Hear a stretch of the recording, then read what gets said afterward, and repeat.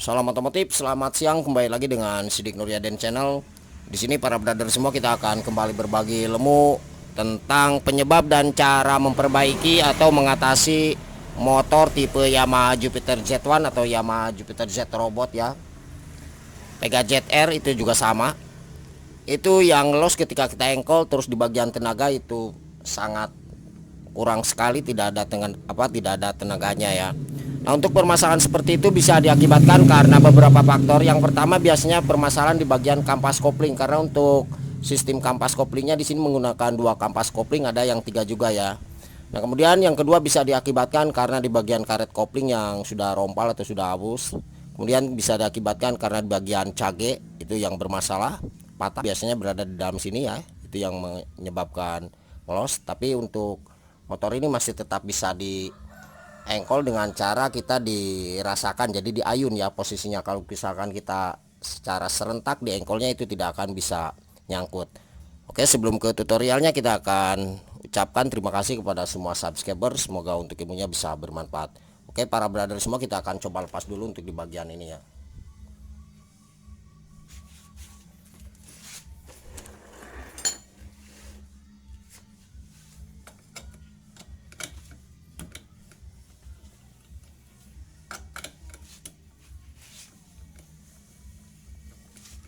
Ini mohon maaf, kita coba cut dulu ya untuk mempersingkat durasi waktu.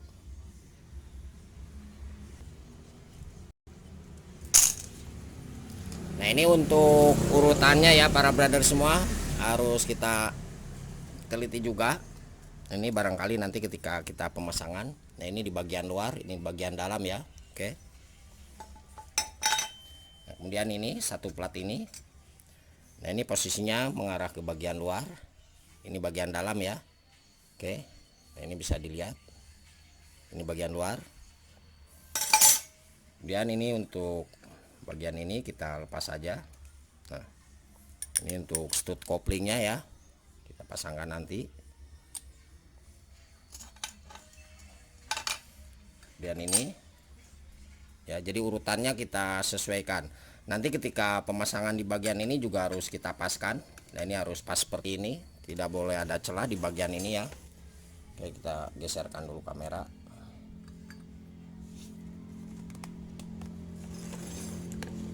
Nah, ini posisinya harus benar-benar pas seperti ini ya, tidak boleh seperti ini misalkan ya. Ini tidak boleh seperti ini karena ini ada celah ya, jadi kita paskan aja. Ini ada topnya ya. Oke. Kemudian untuk di bagian ini kalau misalkan kita lihat, nah ini ada sedikit celah yang renggang, 1 2 ini 3. Nah, ini kita pastikan ketemu dengan yang namanya per ya. Nah, ini ada per kecil. Nah, bisa dilihat ini ada per kecil ya, 1 2. Nah, ini kemudian ini 1 3. Jadi kita paskan. Kalau misalkan tidak pas di bagian ini nih, itu cara di bagian penutup ini nanti tidak akan ketemu dengan bagian yang mangkok koplingnya itu. Nah, ini pas ya. Kemudian kita cek. Nah, ini untuk kampas koplingnya ini yang tebal ya. Oke. Nah, ini sudah habis aus. Kemudian kita lepas di bagian plat kopling.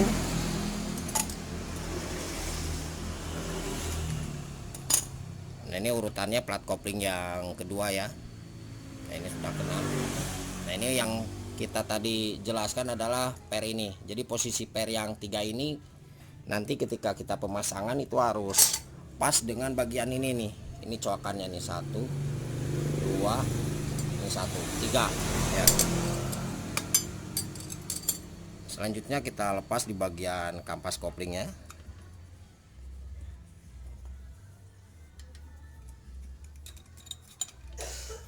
Nah, ini untuk pemasangan kampas kopling bolak-balik sama ya, tidak ada masalah.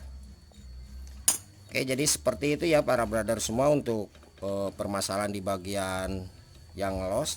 Dan untuk di jalur bagian cagai ini saya kira nggak ada masalah ya. Ini permasalahan cuma di bagian kampas kopling.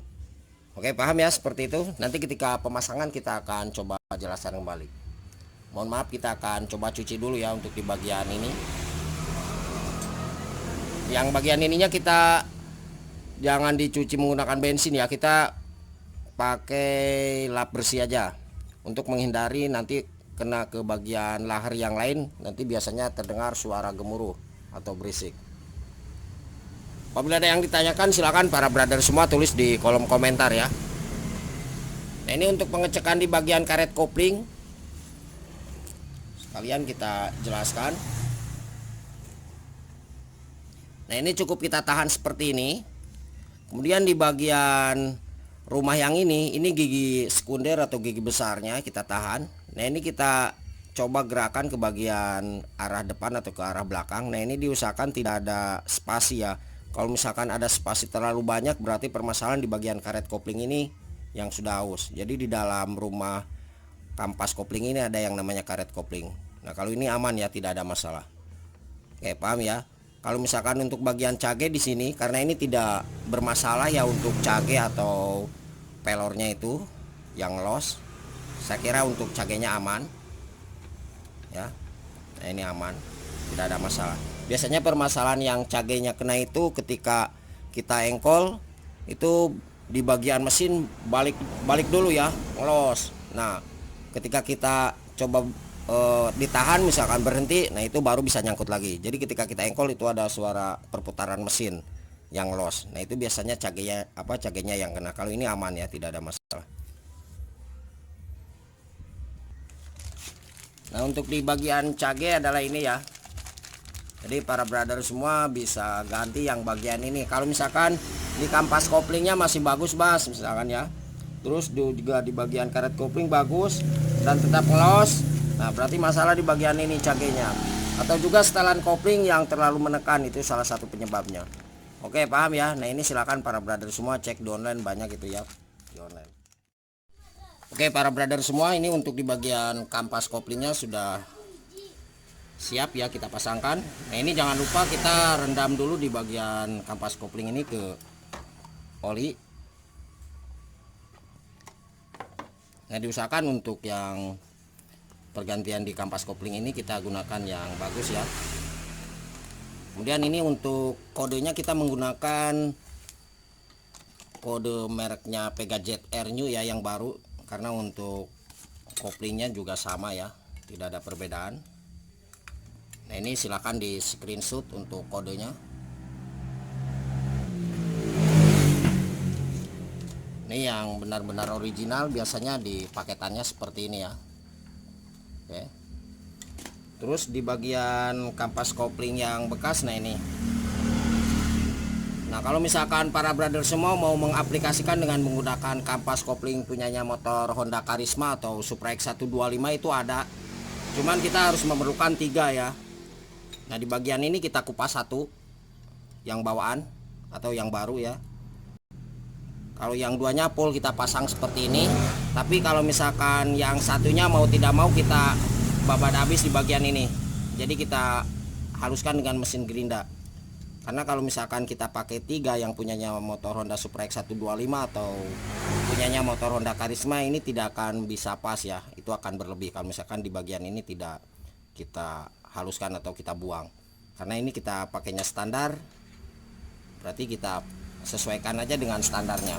Oke, langsung aja kita rakitkan.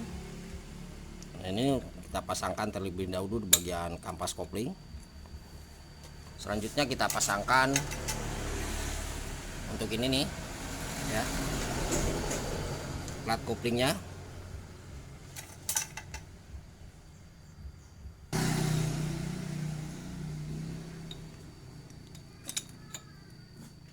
Nah, ini untuk di bagian ini ada yang posisi pernya kita paskan di coakan 3 ini ya.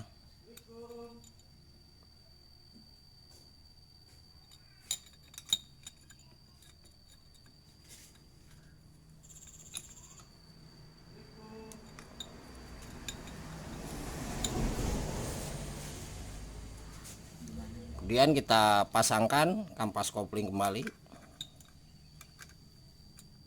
Nah ini sudah pas. Selanjutnya kita pasangkan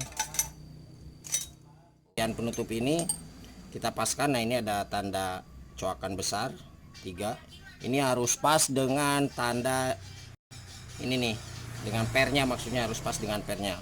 Oke, kita sesuaikan. Nah kalau misalkan tidak rapat berarti kita harus geser lagi ya. Nah oke, kita coba lihat dari bagian atas. Nah ini udah pas ya, ini udah lurus. Oke, berarti pemasangannya ini benar. Kalau misalkan kita coba geser, nah ini terangkat, berarti salah. Oke.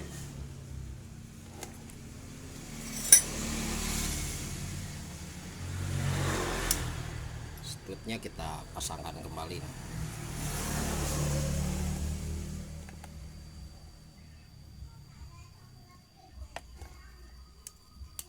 Ini stut ya. Ini sengaja kita pasangnya 2 kali biar para brother semua lebih paham. Kemudian ini kita pasangkan.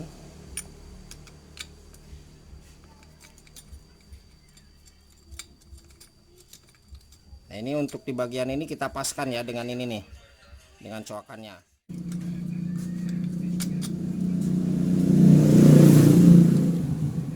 Nah ini sudah pas. Nah kemudian kita pasangkan untuk penutupnya. Nah untuk penutup ini nih, ini di bagian luar ya, kali ini di bagian dalam. Kita paskan aja.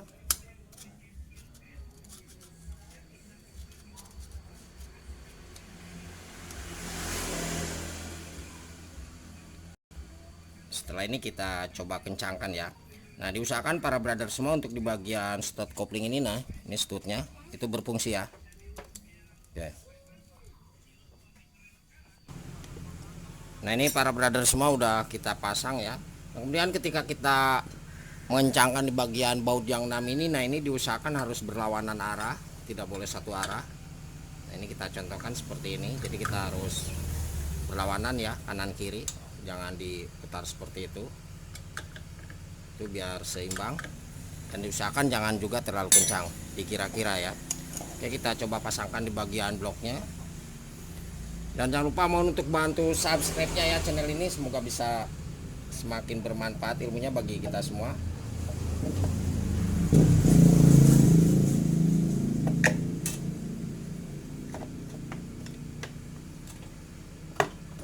Coba mas, masuk gigi 1 mas. Nah ini para brother semua harus dilihat juga ya. Kita coba cek. Nah gigi 1, gigi belakang coba. Oke sip. Oke coba masuk gigi 1. Nah ketika kita oper perpindahan gigi, diusahakan di bagian blok ini sedikit terangkat ya, berarti pemasangannya sudah benar. Oke coba mas.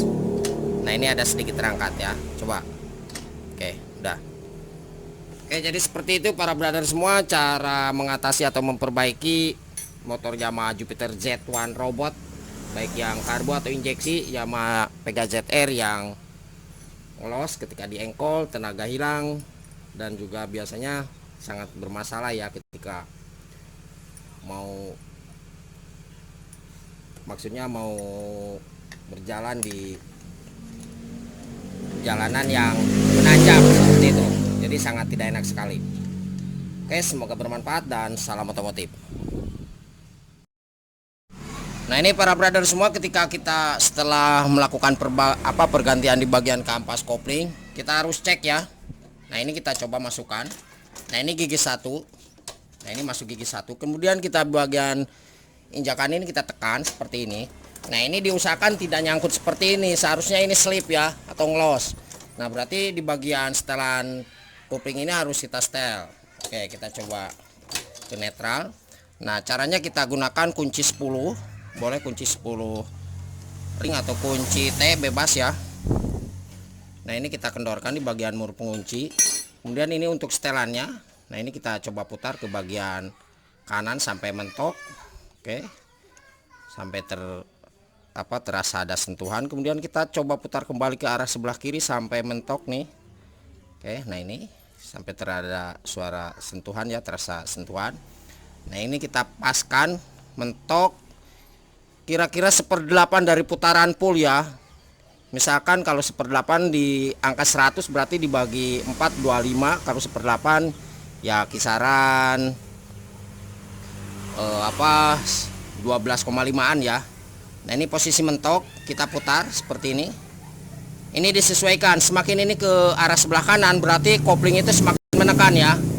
Oke, paham ya, sekali lagi semakin ini ke arah sebelah kanan maka kopling itu akan semakin menekan. Nah kalau misalkan kita jangan juga terlalu ke kanan karena nanti di bagian kampas kopling akan semakin cepat habis ya. Oke, ini posisi mentok ke kanan, kemudian kita putar ke arah sebelah kiri, kira-kira 1/8 aja. Kita akan coba ya. Oke, nah ini kita coba masuk gigi 1. Nah oke, kita coba dulu masuk gigi 1. Nah ini dipastikan roda itu tidak berputar. Kemudian ketika kita coba tekan di bagian ini, nah ini harus ngelos seperti ini. Nah berarti cara pemasangannya benar. Oke, paham ya para brother, seperti itu cara setel di bagian koplingnya. Semoga bermanfaat dan salam otomotif.